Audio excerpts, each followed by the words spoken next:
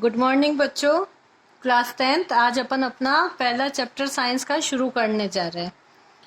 I hope आप सबको अच्छे से समझ आएगा। जिसको जो भी दिक्कत हो, परेशानी हो, आप सब मुझसे वापस फोन पे पूछ सकते हैं। चलो स्टार्ट करते हैं। हमारा फर्स्ट चैप्टर है रासायनिक अभिक्रिया एवं समीकरण। सबसे पहले अपना टॉपिक आता है कि होता क्या है, परिवर्तन क्या होता है। तो जब अपन परिवर्तन की बात करते हैं तो यहाँ पे दो प्रकार के परिवर्तन अपन को देखने को मिलते हैं। एक होता है भौतिक परिवर्तन और एक होता है रासायनिक परिवर्तन। भौतिक परिवर्तन क्या होता है कि जिस पदार्थ की ऐसा परिवर्तन जिसमें पदार्थ की भौतिक अवस्था में परिवर्तन होता है, उसके कोई भी तरीके के रासायनिक गुणों में परिवर्तन नहीं होता है, उसको हम कहते हैं भौतिक परिवर्तन। इसका ही ऑपोजिट जिसमें क्या होता है कि रासायनिक गुणों में परिवर्तन होता है बट भौतिक गुणों में कोई तरीके का परिवर्तन हो सकता है और ना भी हो सकता है, तो उसको हम क्या कहेंगे, रासायनिक परिवर्तन। अब होता है भौतिक गुण कौन से होते हैं। तो भौतिक गुण कौन कौन से होते हैं, जिनमें रंग, गंध और उसकी फिजिकल स्टेट यानी उसकी भौतिक अवस्था क्या है, उन सब में जो परिवर्तन होता है उसको हम कहते हैं भौतिक परिवर्तन।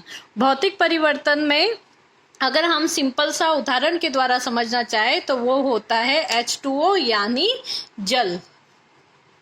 जल को जब अपन देखते हैं नॉर्मली अपने घरों में तो वो कौन कौन सी अवस्थाओं में अपन को दिखता है, या तो बर्फ की अवस्था में दिखता है, या नॉर्मली पानी जो अपन पीते हैं, या फिर उसकी भाप या वाष्प के रूप में अपन को दिखाई देता है। तो ये जो अलग अलग जल की जो अवस्थाएं दिखाई देती है, इनमें हम देखते हैं कि जल के जो नॉर्मली जो कंस्ट्रक्शन होता है उसका, कि जैसे ये H2O से मिलकर बना है तो वो बर्फ की अवस्था में भी H2O ही रहेगा, और अगर वो पानी की अवस्था में है तब भी वो क्या रहेगा, H2O यानी लिक्विड हो चाहे सॉलिड हो, दोनों में उसका कंपोजिशन क्या है, हाइड्रोजन के 2 परमाणु और ऑक्सीजन का 1 परमाणु, दोनों मिलकर ही वो क्या बनाएगा, H2O। भले वो बर्फ की अवस्था में हो, भले वो पानी की अवस्था में हो, और या फिर वो वाष्प यानी वेपर बन गया हो, तीनों अवस्थाओं में इसके रासायनिक गुण में कोई परिवर्तन नहीं हुआ है, सिर्फ उसकी अवस्था परिवर्तन हुई है, उसको हम क्या कहेंगे, भौतिक परिवर्तन। इसमें अपन को ये भी पता है कि जल जो होता है, जैसे अपन ने उसको बर्फ के रूप में जमा दिया तो ऐसा थोड़ी ना होता कि उसका कोई रंग परिवर्तित हो गया, उसका गंध, उसके अंदर अगर कोई फ्लेवर मिला है तो एक अलग पॉसिबिलिटी है ना। नॉर्मली उसमें क्या होता है, भौतिक परिवर्तन में कोई तरीके का रासायनिक गुण में परिवर्तन नहीं होगा।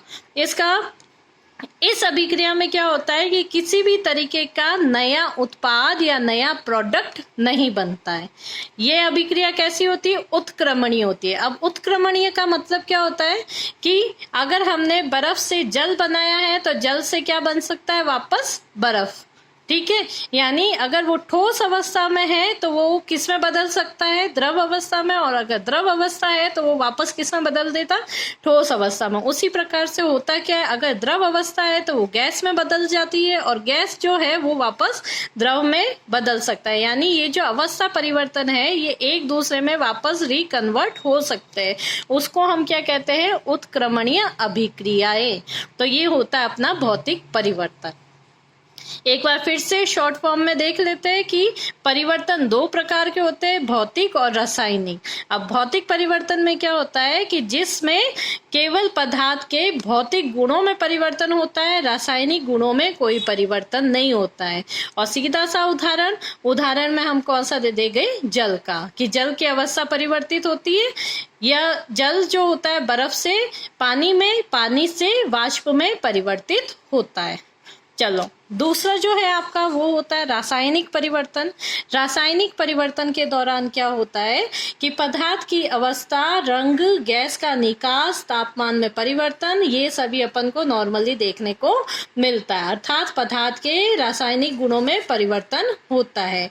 जनरली कोयला जलते हुए सबने देखा होगा। कोयला जो होता है हवा की उपस्थिति में जलता है, और हवा में क्या होती है, ऑक्सीजन। तो जब C और O2 दोनों आपस में कॉन्जॉइंट होते हैं तो उससे क्या बनता है, CO2, यानी एक नया पदार्थ निर्मित हो गया। यहाँ पे कार्बन अलग था, ऑक्सीजन अलग था, और दोनों ने मिलकर एक नया पदार्थ यानी कार्बन डाइऑक्साइड बना दी। तो यहाँ इसमें क्या आ जाएगा, इसमें कोई नया उत्पाद नहीं बन रहा था, इसमें नया उत्पाद बनता है। अब अगर अपन कार्बन डाइऑक्साइड से वापस रिवर्स करना चाहे तो वो नहीं होगा, उसको हम कहेंगे अनुत्क्रमणीय अभिक्रिया। नॉर्मली जनरली अपन घर में देखते हैं कि अपन क्या करते हैं, दूध से दही जमा देते हैं, ये सबके घरों में होता है। दूध से दही तो बना दिया, अब दही से वापस किसी के घर में दूध तो नहीं बनता ना, तो नहीं बनता तो उसको हम क्या कहते हैं, अनुत्क्रमणीय अभिक्रिया है। ठीक है, परिवर्तन अपने पूरा हो गया। नेक्स्ट टॉपिक अपना होता है रासायनिक समीकरण। अब रासायनिक अभिक्रियाएं जो होती है उनको हम समीकरण के रूप में कैसे लिखते हैं, ये जो आपको दिख रही है कि कार्बन प्लस ऑक्सीजन दोनों मिलकर क्या बना रहे हैं, कार्बन डाइऑक्साइड, तो ये एक रासायनिक अभिक्रिया हो गई। ठीक है, अब इस रासायनिक अभिक्रिया को अपन समीकरण के रूप में कैसे लिख रहे हैं, तो अपन पहले लिख रहे थे कि कोयला और ऑक्सीजन दोनों ने मिलकर क्या बना दिया, कार्बन डाइऑक्साइड। तो ये लंबा रूप दिखता है, इसी रूप को अपन को संक्षिप्त रूप में जब अपन लिखते हैं तो उसको हम क्या कहते हैं, रासायनिक समीकरण। संक्षिप्त रूप में जब हम लिखते हैं तो उसमें हम इनके सिंबल्स लेते हैं, जैसे कार्बन की जगह हमने क्या लिया है, C, ऑक्सीजन की जगह हमने क्या लिया, O2, और ये सब मैंने आपको 9th क्लास में अच्छी तरीके से बताया था कि कौन सा पदार्थ के कौन से तत्व होते हैं, तत्व जो होते हैं उनके सिंबल्स यानी प्रतीक क्या क्या होते हैं। अब होता है रासायनिक समीकरण जो है वो क्या होता है, किसी भी रासायनिक अभिक्रिया का विवरण संक्षिप्त रूप में लिखना ही उसका रासायनिक समीकरण कहलाता है।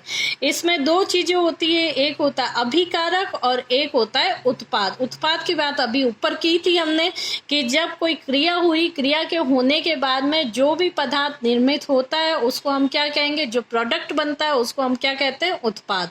और जो क्रिया करते हैं आपस में उनको हम क्या कहेंगे, अभिकारक। यानी ऐसे पदार्थ जिनमें रासायनिक परिवर्तन होता है उन्हें हम अभिकारक कहते हैं, और अभिक्रिया के दौरान जिन नए पदार्थों का निर्माण होता है उनको हम उत्पाद कहते हैं। तो रासायनिक समीकरण में किन दो चीजों का उल्लेख होता है, एक होता है अभिकारक, एक होता है उत्पाद। यानी अभिकारक से उत्पाद का बनना ही क्या होती है, रासायनिक अभिक्रिया।